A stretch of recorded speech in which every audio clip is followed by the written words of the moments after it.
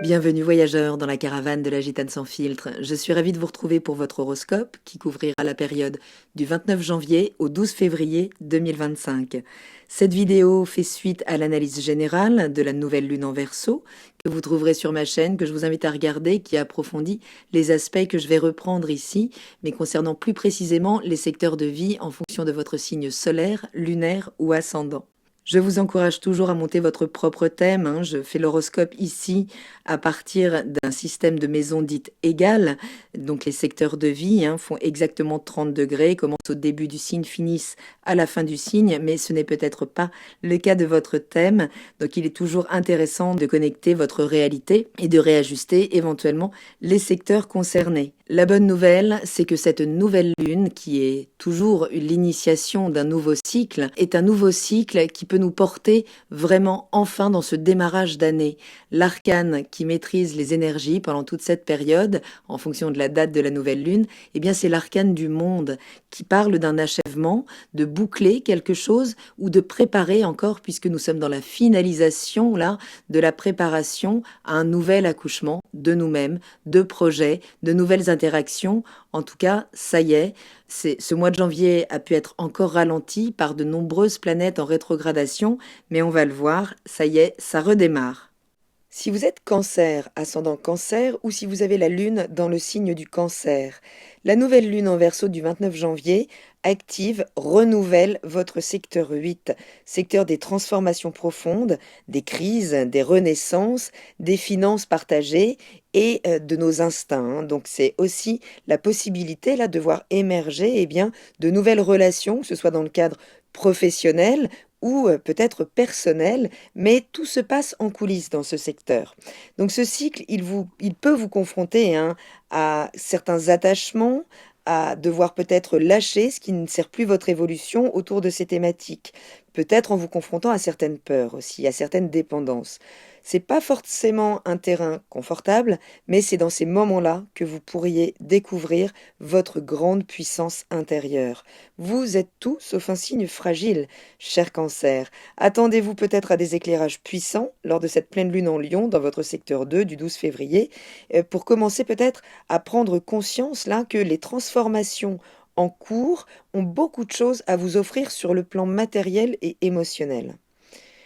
Uranus maîtrise toute cette période et elle rétrograde encore très peu de temps, mais elle rétrograde encore au moment de la nouvelle lune dans votre secteur 11, celui des amitiés, des projets collectifs, des idéaux à long terme, de tout ce qui vous relie à partir d'un système de valeurs que vous partagez. Donc vous pourriez ressentir là un besoin urgent de revoir certains cercles sociaux, certains objectifs à long terme.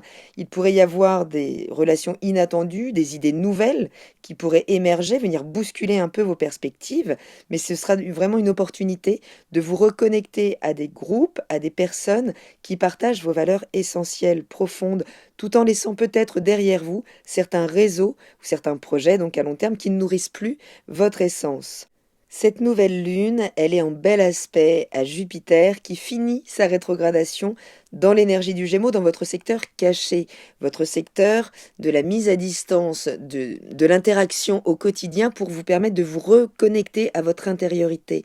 Votre intuition pourrait être en pleine expansion pendant cette période, mais vraiment si vous savez l'écouter, si vous savez donc vous mettre en retrait, trouver la ressource, le détachement nécessaire de vos responsabilités quotidiennes, de vos préoccupations du quotidien pour vraiment pouvoir reconnecter aux coulisses de votre esprit, puisque l'idée ce sera quand même là de libérer certains mécanismes inconscients, de comprendre justement ce qui se joue en coulisses de votre conscience, donc de prendre un certain recul, peut-être de méditer, de travailler sur certaines blessures passées, puisque ce sera une clé vraiment là pour ouvrir de nouvelles portes.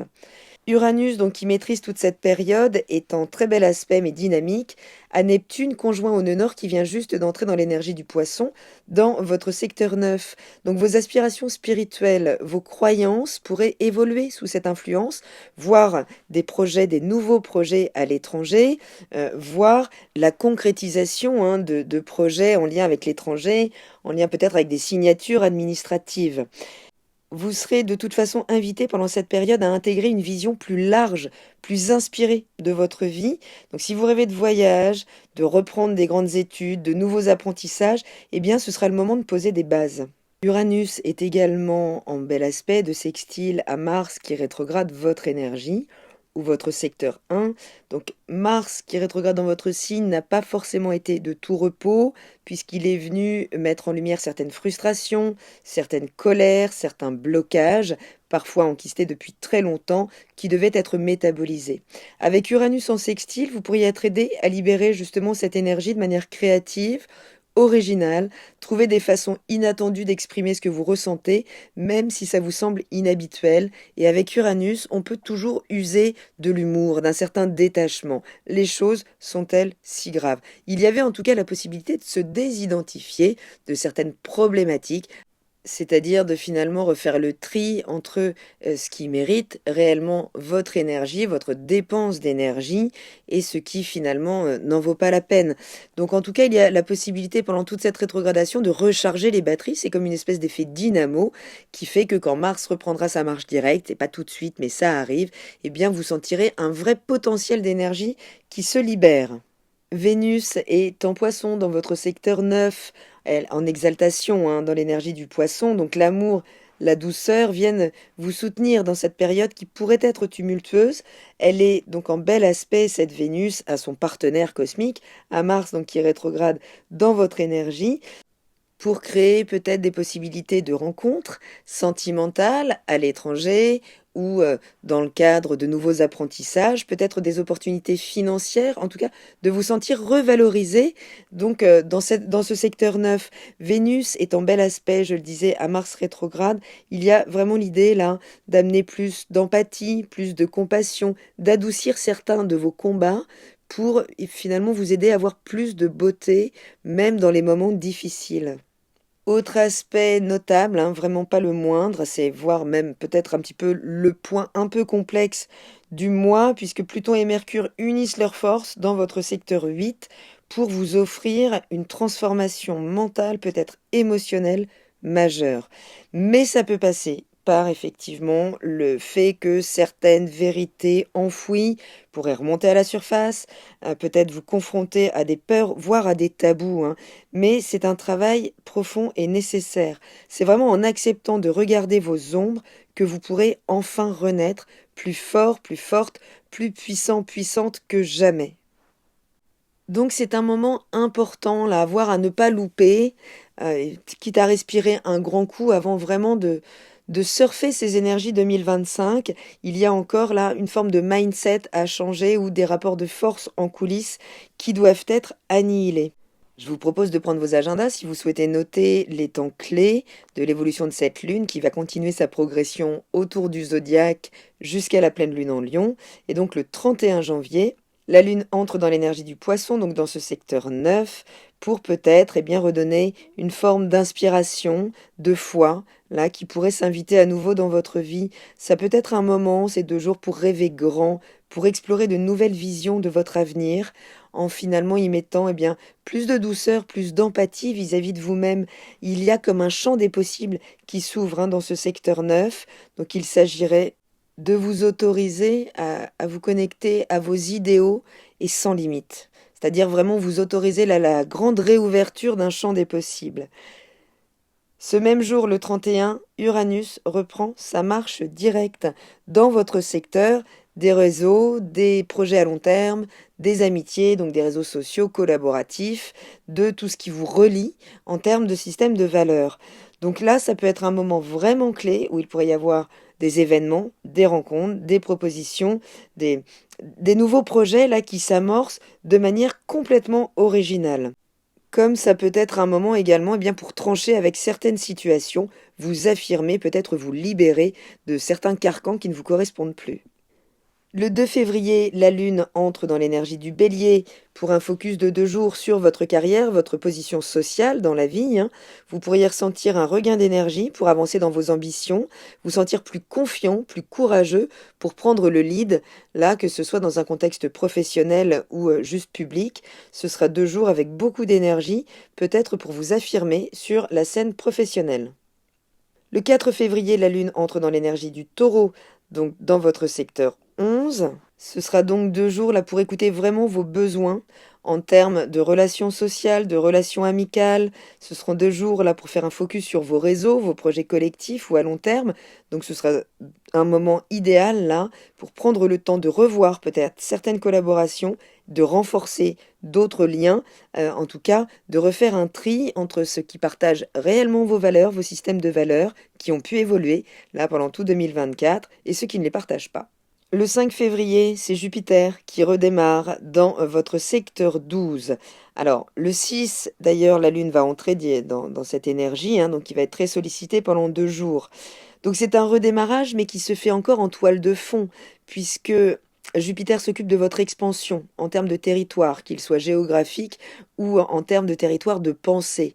Donc il s'agira là de peut-être prendre le recul nécessaire, du repli, de l'introspection pour mesurer comment vous dépensez votre énergie, vos mots, comment vous interagissez, puisque vous pourriez ressentir un certain besoin de solitude pour traiter là tout ce qui se joue en vous. Donc les intuitions pourraient affluer, donc écoutez-les attentivement.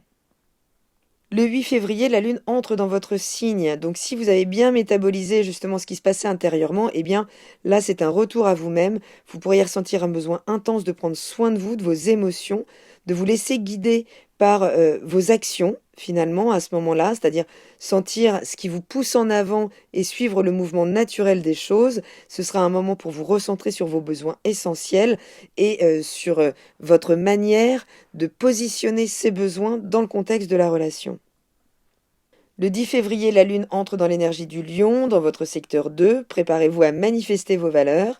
Vous commencez peut-être à comprendre ce qui compte réellement pour vous, sur le plan matériel comme émotionnel. Juste attention à la forme que vous mettrez donc dans ces manifestations, dans ces affirmations, puisque le Lion demande toujours à ajuster sa posture. Et le 12 février, eh bien, ce sera le moment d'apogée, hein, puisque ce sera la pleine lune en Lion, justement, qui viendra mettre en lumière vos ressources, vos talents, votre sécurité. Ce que vous avez laissé partir, peut-être, là, pendant 15 jours, dans le secteur 8, qui peut nous parler aussi d'héritage, de transmission, eh bien, ce que vous avez laissé aller, là où, ce sur quoi vous avez lâché prise, pourrait se traduire ici par une nouvelle clarté sur vos besoins fondamentaux et ramener de nouvelles opportunités. Donc si c'est le soleil que vous avez dans l'énergie du cancer, eh bien ce mois, c'est un travail profond sur vos relations à l'autre, à vous-même. Vous pourriez être invité à guérir en profondeur, à transformer certains blocages, peut-être installés dans des rapports de force et qui finalement ne permettent pas d'exprimer votre pleine puissance. Pour les ascendants cancer, c'est une période de renaissance intérieure profonde. Explorez vos besoins émotionnels, apprenez à canaliser votre énergie différemment. Et si c'est la Lune que vous avez dans l'énergie du cancer, eh bien préparez-vous à une traversée émotionnelle intense, un petit peu comme à chaque étape du cycle lunaire, hein, puisque la Lune maîtrise vos émotions, donc tout est vraiment accentué pendant ces périodes, mais il y a également énormément de messages dans ces périodes. Donc laissez vraiment vos ressentis vous guider sans vous laisser submerger. Prenez le temps de vous recharger dans des environnements familiers et apaisants. Voilà, cher cancer, eh bien c'est une période là où les défis pourraient être transformés en opportunités, avec un peu de patience, beaucoup de douceur et du courage hein, pour pouvoir affronter certaines ombres qui pourraient remonter pendant cette période. Eh bien, vous pourriez découvrir à quel point vous êtes bien plus fort que vous ne le pensez. Voilà, je vous embrasse, prenez bien soin de vous, je vous remercie pour votre écoute et je vous dis à très bientôt dans la caravane de la Gitane sans filtre. Salut!